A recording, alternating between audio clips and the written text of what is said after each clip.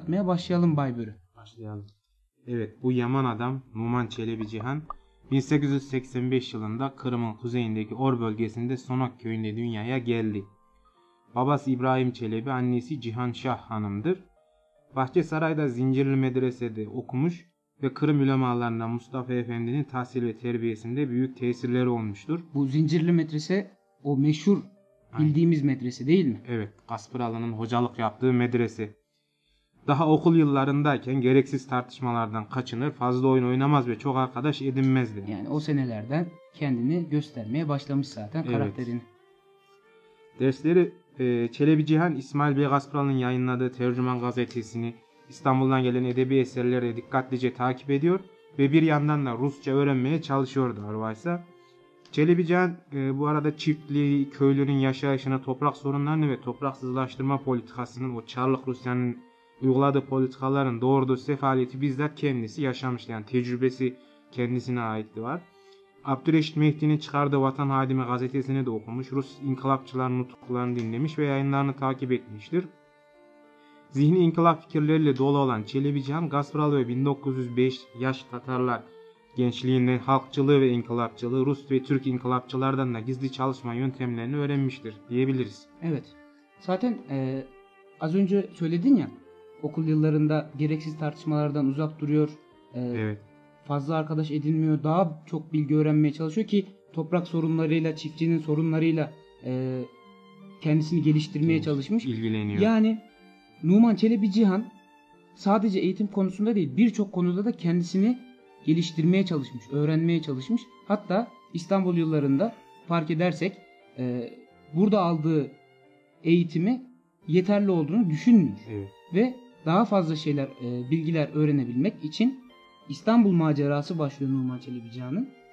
Fikri ve ruhi gelişimine daha çok destek vermek, katkıda bulunmak amacıyla 1906'da İstanbul'a gidiyor. Burada Mercan İdadisi'nde okuyor. İlahiyat eğitimi alıyor. Tabii ki de Numan Çelebi Cihan'ın öğrencilik hayatı fakir geçmiş. Evet. Zaten o dönemki şartları da göz önüne alacak olursak çoğu aile bu konuda, ekonomik konuda müzdaripti. Numan Çelebi Cihan da çok sıkıntılar çekiyor bu dönemlerde. Hukuk Fakültesi de üniversite tahsili sırasında Kırımlı talebelerle tanışıyor Numan Çelebi Cihan. 1906'da Cafer Seyyid Ahmet Kırımer gibi ve birçok Abdurrahim Sukiti, evet, Alim Seyyid Cemil gibi arttırabiliriz. Birçok Kırım Tatarı, yaş Tatarlarla tanışmış da oluyor. Bu onun için esasında artık Kırım davası ile ilgili çalışmalarına başlangıç olabilir. Çünkü tanıştığı bütün yaş Tatarlar Kırım sevdası olan, gönlünde Kırım ateşi olan yaş Tatarlar ve artık yavaş yavaş bu tanışmalar Numan Çelebi Cihan'ın hangi noktaya doğru ilerleyeceğini de bize yavaş yavaş göstermiş oluyor. 12 Mart olayları esnasında hareket ordusu, Osmanlı döneminde bahsediyoruz, İstanbul civarına geldiği sıralarda bazı arkadaşları orduya gönüllü olarak yazılmak istiyor. Ve bunun üzerine Numan Çelebi Cihan, burada inkılapçılar orduya dayanıyorlar. Onların muzaffer olacakları muhakkaktır. Fakat biz bütün Türklerin asırlık hakiki düşmanları Ruslara karşı kurtuluş için çarpışacağız. Buna hazırlanmamız lazımdır demiş. Henüz 23 yaşında bu sözü söylerken Numan Çelebi Cihan ve zaten bu sözüyle nasıl bir hayat çizgisi ortaya koyduğunu görmüş oluyoruz Numan Çelebi Cihan'ın. İstanbul'daki yönetimde kolaylık sağlanması neticesinde 30 Aralık 1908'de Çelebi Cihan, Cafer Seyyid Ahmet Kırımer, Alim Seyyid Cemil, Abdülhakim Hilmi, Abdurrahim Sükûti de işlerinde yer aldığı Kırım Talebe Cemiyeti'ni kuruyorlar İstanbul'da. Evet, bu zaten milli mücadelenin başındaki belki de ilk cemiyet diyebiliriz. Daha sonra Vatan Cemiyeti de geliyor. Ondan sonra zaten mücadele Kırım'a gidiyor. İlk adım Kırım Talebe Cemiyeti ile başlıyor. Artık teşkilatlanma konusunda da burada Numan Çelebi Cihan girmiş oluyor ki Kırım Talebe Cemiyeti'nin başkanlığına da Numan Çelebi Cihan getiriliyor. Cemiyetin gayesi tüzüğünde şöyle geçer: gençlerimizi bir ideal etrafında toplamak, onu vatan ve halk için çalışmaya hazırlamak, milletlerine ve hürriyetlerine olan imanını kuvvetlendirmek. Tüzükte bizzat böyle yer almıştır. Tüzüğün giriş bölümünde Kırım'daki halkımızın medeni ve içtimai seviyesini yükseltmek ve onun kendi mukadderatına sahip olması için çalışmak sözleri de geçiyor. Tabii bunları söylememizin sebebi şu. Kırım Talebe Cemiyeti'ni kuran genç Tatarların isimlerini verdik. Başlarında Numan Çelebi Cihan'la beraber 4-5 yaş Tatar'dan bahsediyoruz. Ve bu tüzüğü oluşturan insanlar bunlar. Daha 23 yaşında. Gencecikler Evet. ve şu yazdıkları tüzükte geçen az önce okuduğum yerler onların ne kadar kuvvetli bir şekilde bu işin içine girdiklerini bize göstermekte. Yani ideal daha büyük. Sadece Kırım Evet. talebe cemiyetiyle, talebelerle kalmıyor aslında. İdeal daha büyük. Yani vatanı ilgilendiren bir ideal. Yani bu hususta davaya bağlılık çok önde ve Numan Çelebi Cihan gerçekten hem kendisini hem de etrafında yanında bulunan arkadaşlarını bu konuda gerçekten ateşlemiş bir Evet. insan. Şimdi burada bir dipnot gibi bir nokta paylaşacağız. Aslında konuya bir ara veririz kısaca. Çelebi Cihan Efendi'nin asıl adı Çelebi Cihan'dır. Rusya'da kullandığı soyadı Arvaysa Çelebiyev'dir. Numan onun İstanbul'a geldikten sonra kabul ettiği mahlasıdır. Yani Numan Çelebi Cihan aslında İstanbul'a geldikten sonra oluşuyor. Esasında biz yanlış mı kullanıyoruz o zaman? Numan mı? Aslında Numan diye Numan kabul diye edilir. geçiyor. Evet. Bilindiği üzere Türkiye'de soyadı kanunu çıkmadan önce insanların hüviyetini tespit için iki isim verirler. Bunlardan birisi asıl ismi, diğeri ise mahlası oluyordu. Kırım'da ise bu adet yoktu. Herkesin bir adı olur. Her resmi evrakta hüviyet zikredilmesi lazım olursa adının yanına babasının adı yazılır ve sonuna da oğlu ibaresi eklenirdi. Bu sebeple bir Kırımlı İstanbul'a geldiğinde hemen kendisine bir mahlas edinirdi. Çelebi Cihan'a da Numan adı verildi mahlas olarak. Bunu ilk defa öğreniyorum. Evet, ben de araştırırken tesadüfen öğrenmiştim. Çok etkilendim ben ilk bir bilgi. Fakat o bu mahlası vatan Kırım'a döndükten sonra da kullanmaya devam etmiştir. Türkçe yazılarında imzasını hep Çelebi Cihan Numan diye atardı. Ruslarla yaptığı yazışmalarda ise Çelebi Cihan Çelebiyev olarak atmıştır. Yani iki farklı yazışmada imzasını farklı olarak kullandığını görmekteyiz. Evet. Özellikle Türkçe yazılarda Çelebi Cihan Numan Rusça yazılarda da Çelebi Cihan Çelebiyev olarak atıyor. geçiyor. Evet. Daha sonra 1909 yıllarının sonunda Kırım Türklerini kendi mukadderatlarına sahip kılmak amacıyla başta Çelebi Cihan ve Cafer Seydamet olmak üzere Yakup Kerçi, Ahmet Şükrü ve diğer arkadaşlarıyla birlikte Vatan Cemiyeti'ni kuruyorlar Avruvarsa. Talebe Cemiyeti'nden sonra. Namı çok büyük olan cemiyet. Evet, Vatan Cemiyeti. İlerleyen yıllarda ilk demokratik, kadınlara seçme seçilme hakkı veren, gençlere seçme seçilme hakkı veren büyük bir demokratik devlete giden ilk adım. İlk adım. Bütün bu faaliyetlerin yürütüldüğü merkezi Çelebi Cihan'ın eviydi. Cemiyet mücadelesinde teröre başvurmamayı. Çelebi Cihan'ın evi yalnız takipçilerimiz bunu öğrensin, bu güzel bir bilgi. Doğru. Çelebi Cihan'ın Vatan Cemiyeti'nin işlerinin yürütüldüğü ev İstanbul'da Karagümrük'teki evi. Karagümrük'teki. Doğru. Yani daha o zamanlar İstanbul'dalar. Evet. Cemiyet mücadelesinde teröre başvurmamayı ve hiç kimseye zorla iş yüklememeyi ilke olarak kabul etmişti. Bu ilke hala devam ediyor bizde. Ben de tam onu diyecektim, sen söyledin. Aynen. Ben bunu bir yerden hatırlıyorum. Nereden acaba diyecektim. Lafı ağzından almış gibi Evet, oldum. evet. Çelebi Cihan ve arkadaşlar yayın sahasına da ağırlık verdiler. Bu dönemde Numan Çelebi Cihan Karılgaçlar duasını yazmıştı. Bu önemli bir metin, değil mi? Evet abi. Takipçilerimize bu önemli metni okumalarını tavsiye edelim bence. Karılgaçlar duası. Evet. Bütün metinleri önemli ama burada Karılgaçlar duasını bir geçtiği için tavsiye edelim. Gerçekten okunması gereken bir metin. Takipçilerimize de tavsiye ediyoruz nacizane.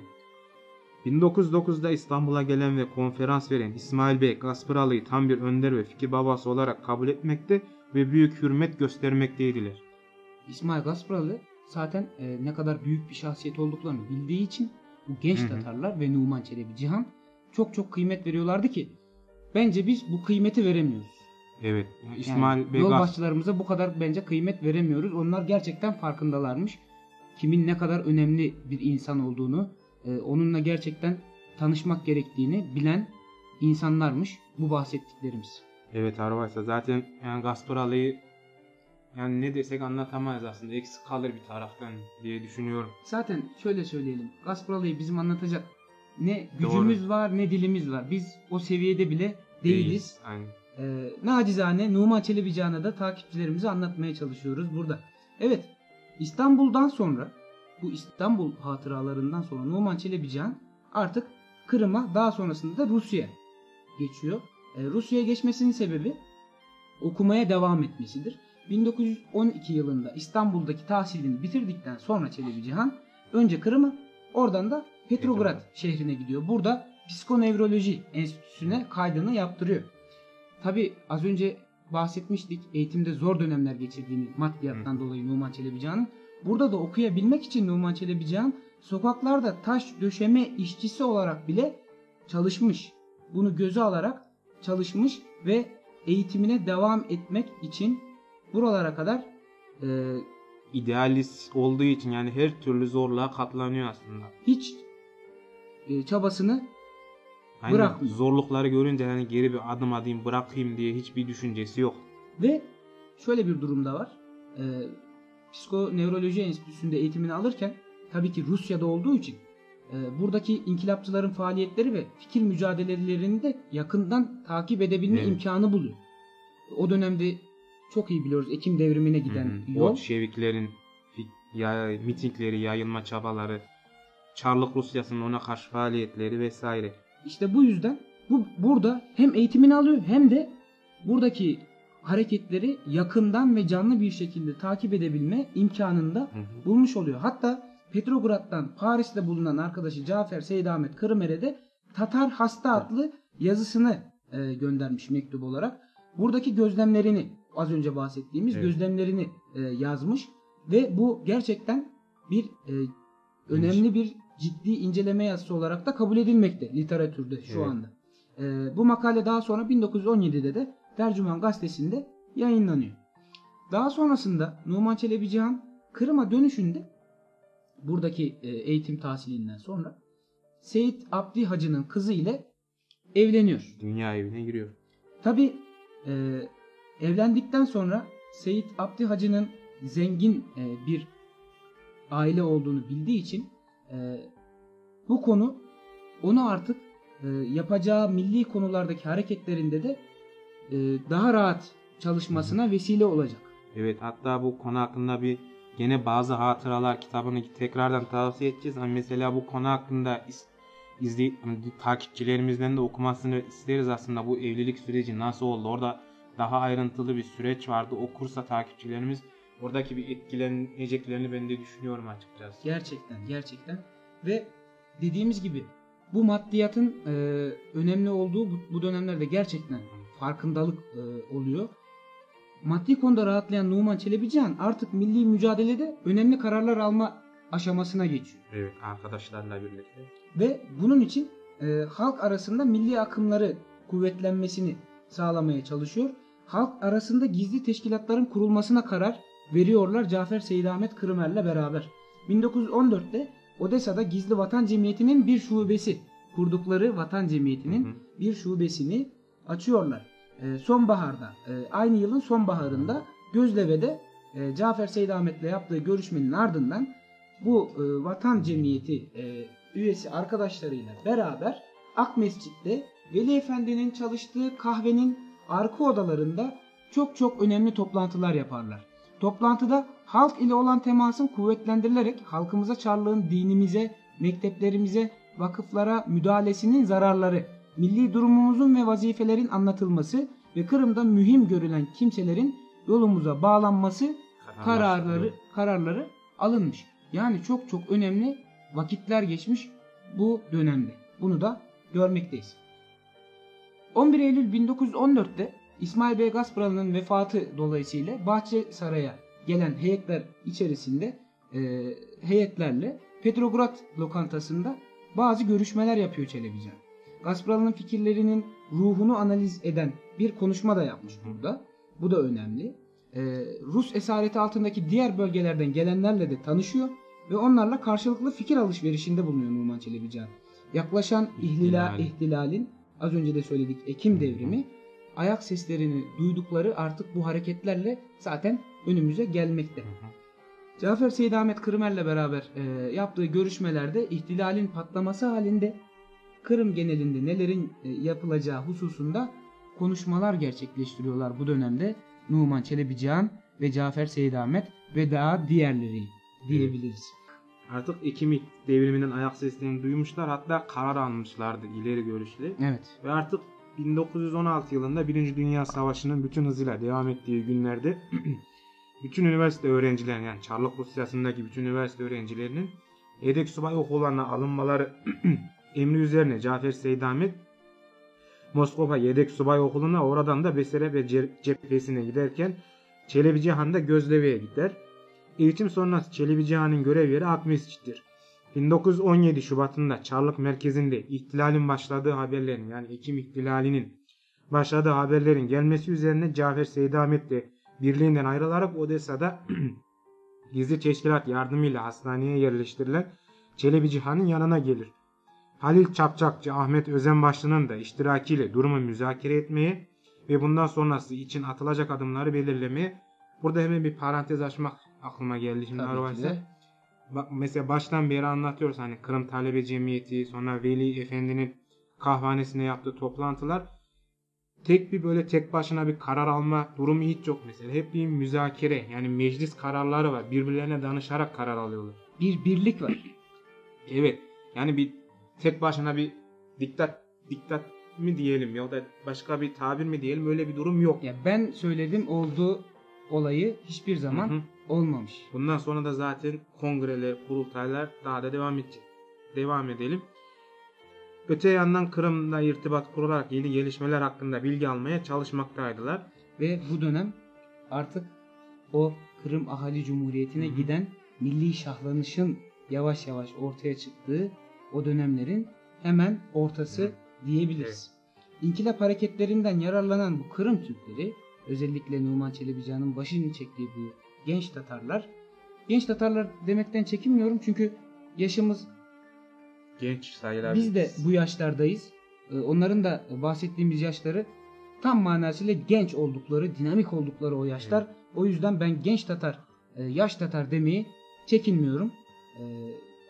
Bu genç Tatarlar Kırım genelinde 1913'ten itibaren yürüttükleri faaliyetlerin neticesini almaya başlıyorlar. 25 Mart 1917'de demokratik bir seçim neticesinde kendi temsilcilerini seçtikten sonra milletin birliğini ve kalkınmasını temin etmek, milli hakları ele almak, Kırım'ın geleceğine ait siyasi gelişmeleri kuvvetlendirmek gayesiyle Kırım Müslümanları Merkez İcra Komitesi'ni meydana getiriyorlar. Bu da atılan temelin ilk katı oluyor. Meyvesi.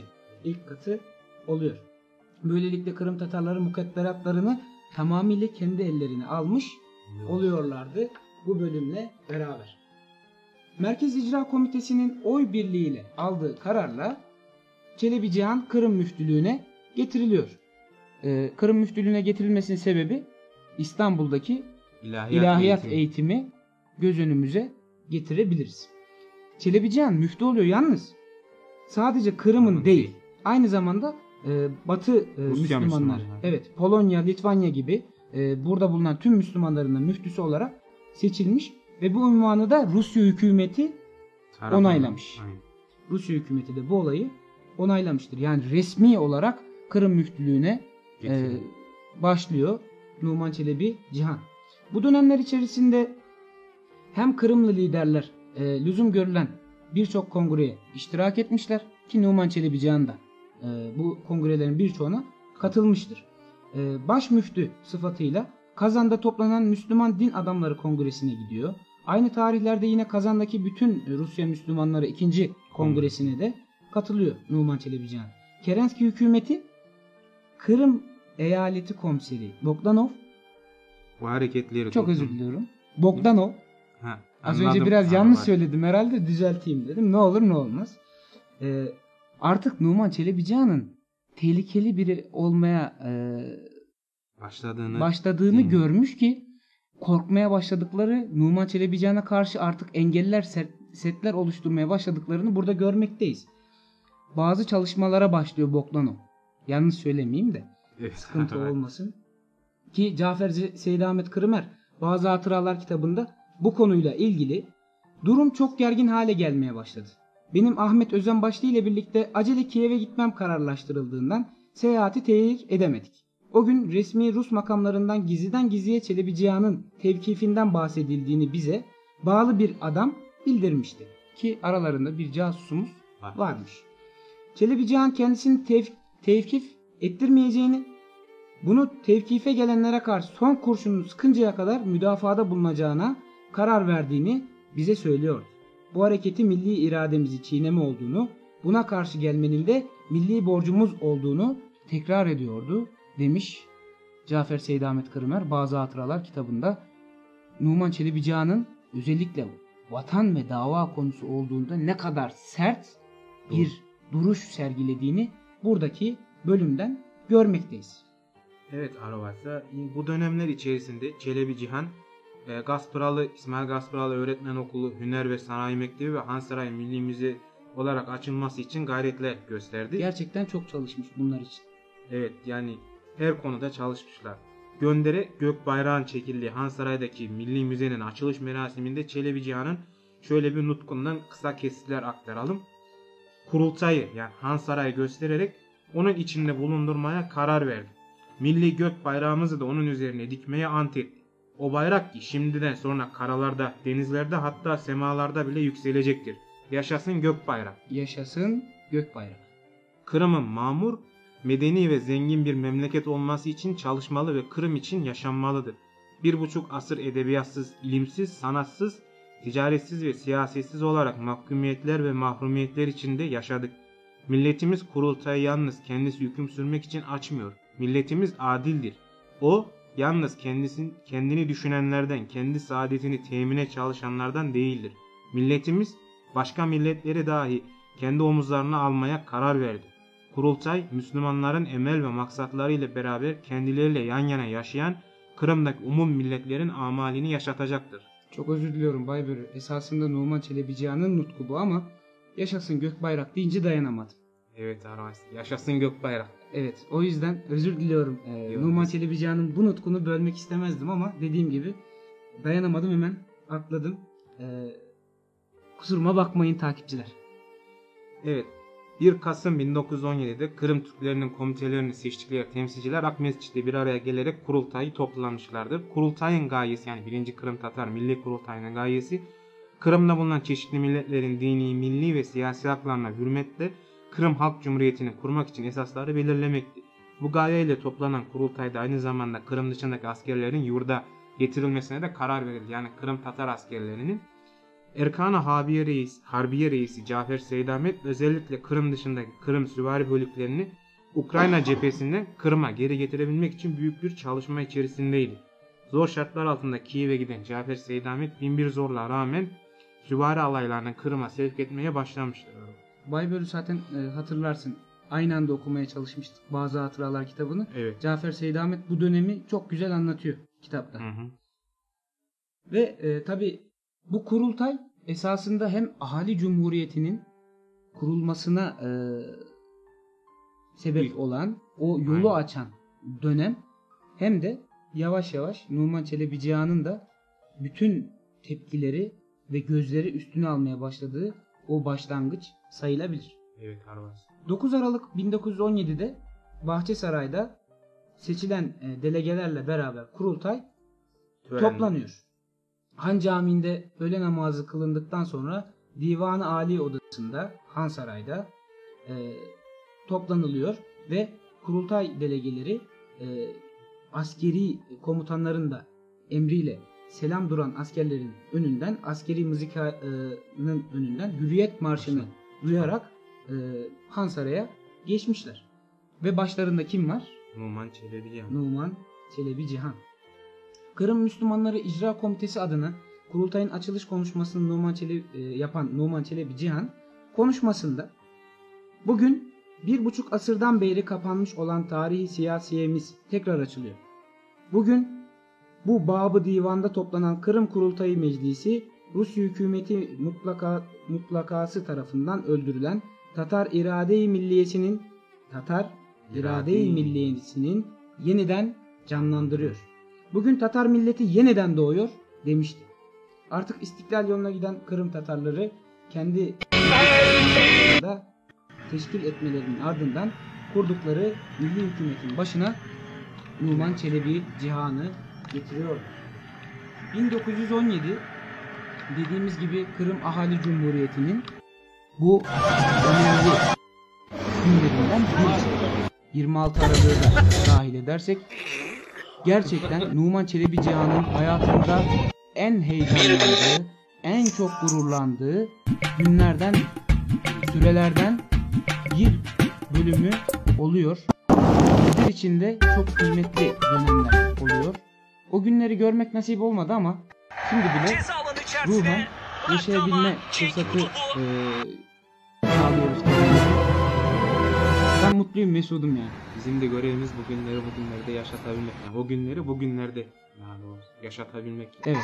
Tabii ki bu Kırım Ahali Cumhuriyeti kurulmasının ardından, anayasanın kabulünün ardından hem Numan Çelebi Cihan hem de diğer Kırımer üyeler görevlerine başlıyorlar ve hızlı bir şekilde Kırım'ın mamur hale gelmesini sağlamak için çalışmalarına devam ediyorlar ama artık bu yol yavaş yavaş şehadete dönüyor. İstersen burada bir hatırlatma yapmak istiyorum demiştim.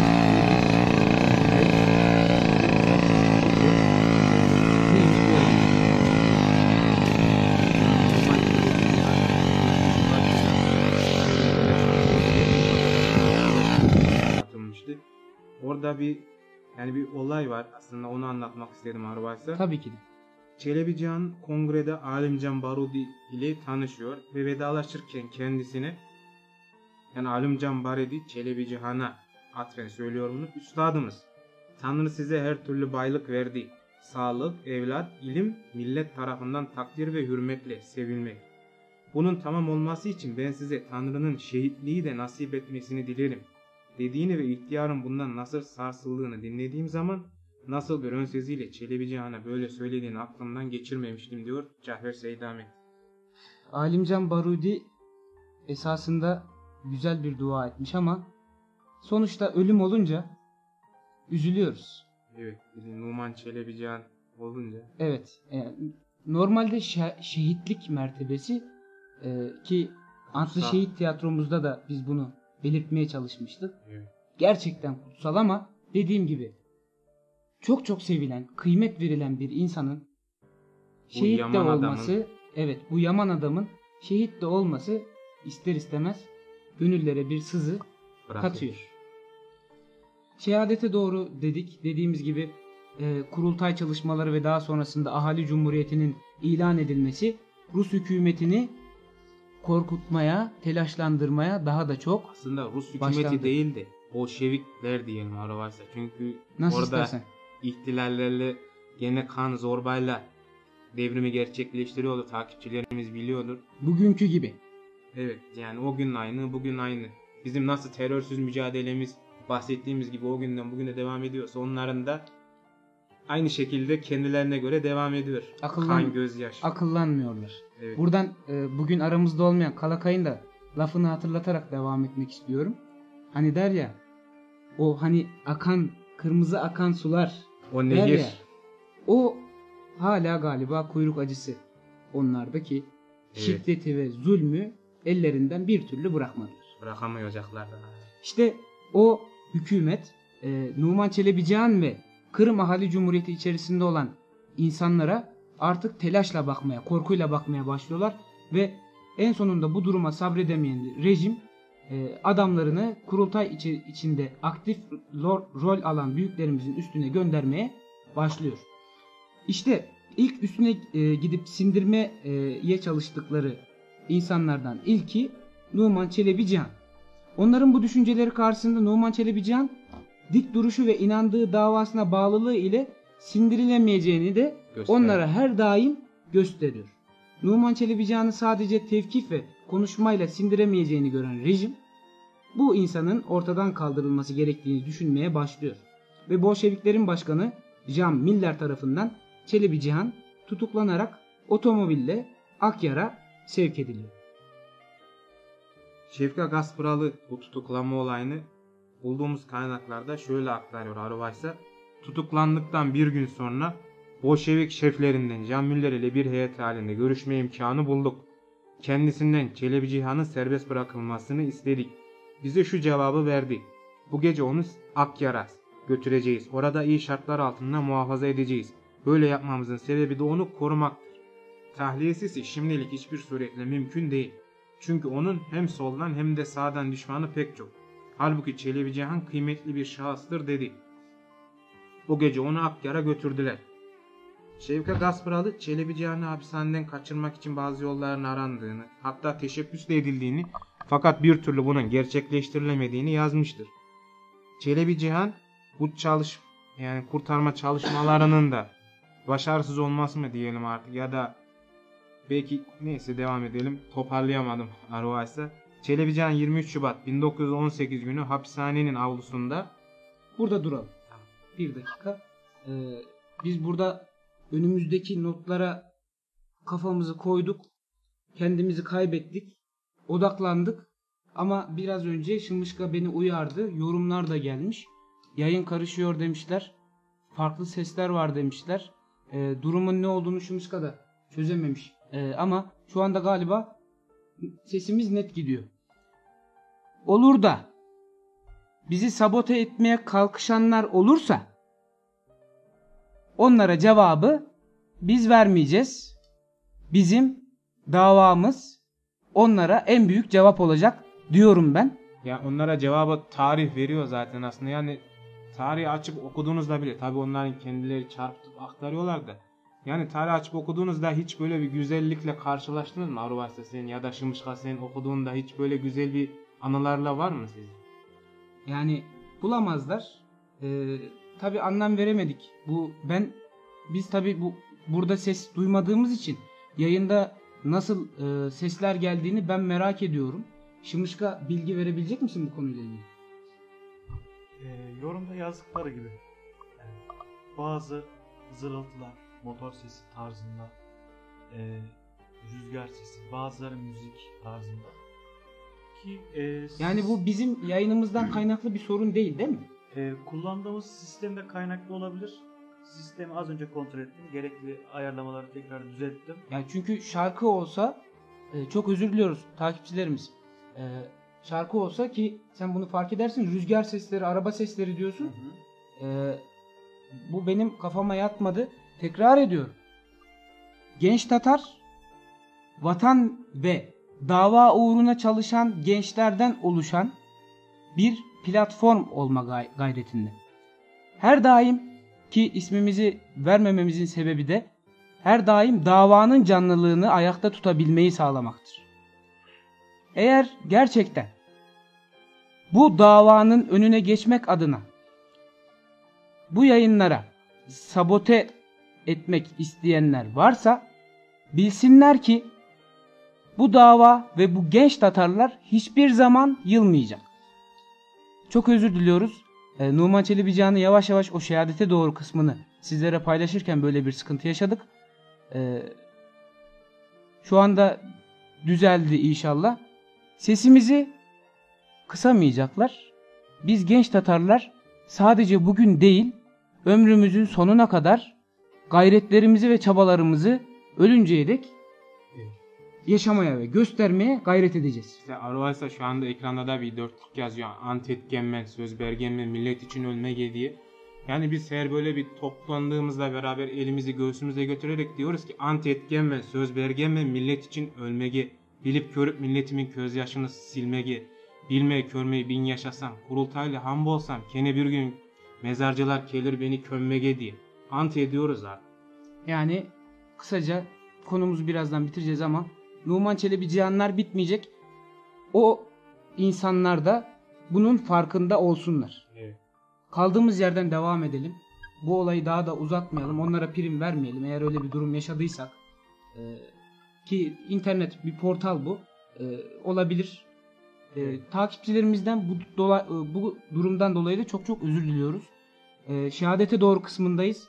Tarih vermişti az önce Baybörü. 23 Şubat 1918. 23 Şubat 2019.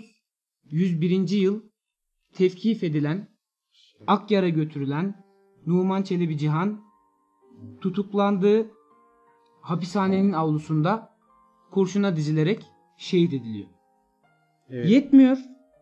Cesedi Naaşı Karadeniz'in o soğuk sularına atılıyor. Maksat ne?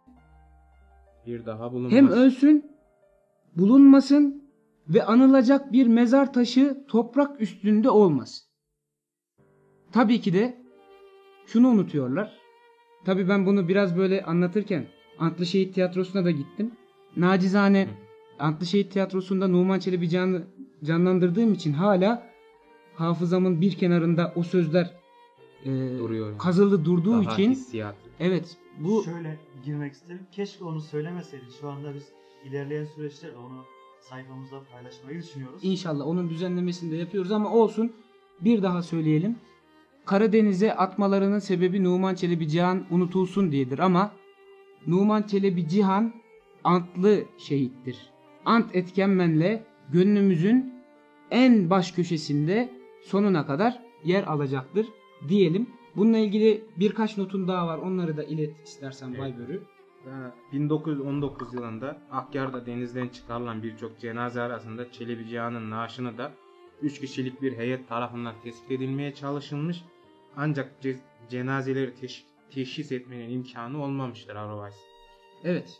Sonrasında bu durumla ilgili çalışmalar olmuş ama tabii ki de suyun altında olan bir vücuttan bahsediyoruz.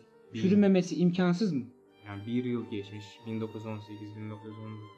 Yani ve bununla ilgili dediğim gibi unutturmaya ne kadar çalışırlarsa çalışsınlar bizler hiçbir zaman unutmayacağız. Yaşatmaya, anlatmaya, söylemeye, duyurmaya devam edeceğiz. Numan Çelebi Cihan'la ilgili galiba notlarımız bu kadar mıydı? Not daha var. İstersen onun bir duyurusunu yapayım. Sonra Tamam, sen o notu iliştir. Şimdi takipçilerimize Numan Çelebi Cihan'ın yine yazmış olduğu Bastırık şiirini dinlettireceğiz inşallah. Senin sesinden. Bu Bastırık şiir... çalıştığım. Evet. Bastırık şiiriyle ilgili bir notum var demiştin. Onu da takipçilerimize iletelim. Bastırık şiiri Çelebi Cihan'ın Hakkari'de hapishanede kaldığı günlerde yazdığı rivayet ediliyor Arovays aslında. Burada aslında bir şöyle bilgi daha var. Bastırık Kırım lehçesinde hapishane demek, onu da atlamayalım. Aziz Bozgöz'ün Emel dergisinin 1968 Ocak-Şubat tarihli 44. sayısında Çelebi Cihan Efendi hakkında hatırladıklarım başlıklı makalesinde belirttiğine göre Çelebi Cihan 1. Dünya Savaşı sırasında Rus ordusunda askere alınmadan evvel Çarlık hükümeti tarafından Akmescit hapishanesine atılmıştır. Oradayken Bastırık şiirini yazmıştır. Yani bu şiir ya Akmescit hapishanesindeyken yazıldı ya da Çelebi Cihan'ın Hakkari'de Bolşeviklerce hapishanede kaldığı zamanda yazıldığı yani o iki hapishaneden biri rivayet ediliyor. Ama hangisi net bir bilgi yok şu an. Yok. Evet. 4 taş duvar en töbede bir kiçkene pencere diye başlayan Bastırık şiiri şimdi sizlerle.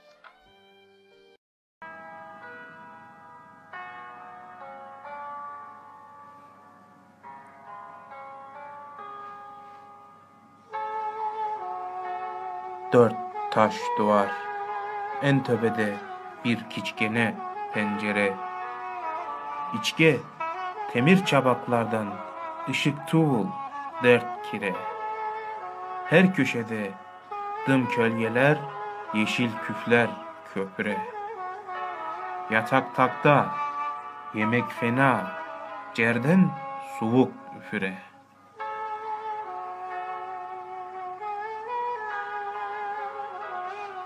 Hizmetçi de her gün bunu sulap sulap süpüre.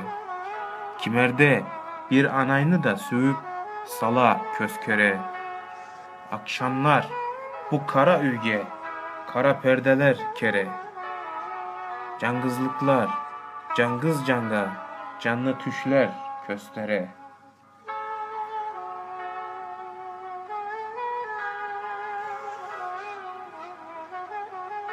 Garip cürek çapalana, tenler tükler ürpere. Neçün könül hırpalanıp alçala, bomboş yere. Nöbetçiler gece kündüz kara cürüp teşkere. Kapıday avul kilitli her saat 4-5 kere.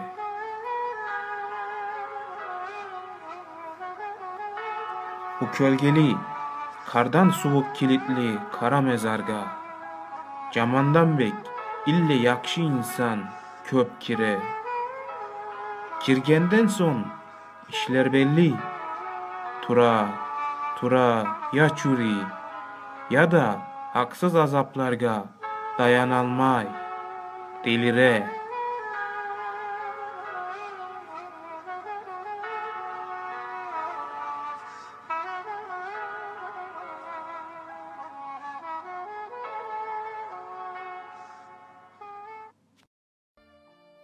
Evet, bu güzel şiirden sonra notlarımızı tamamladık. Numan Çelebi Cihan'ı sizlere anlatmaya çalıştık.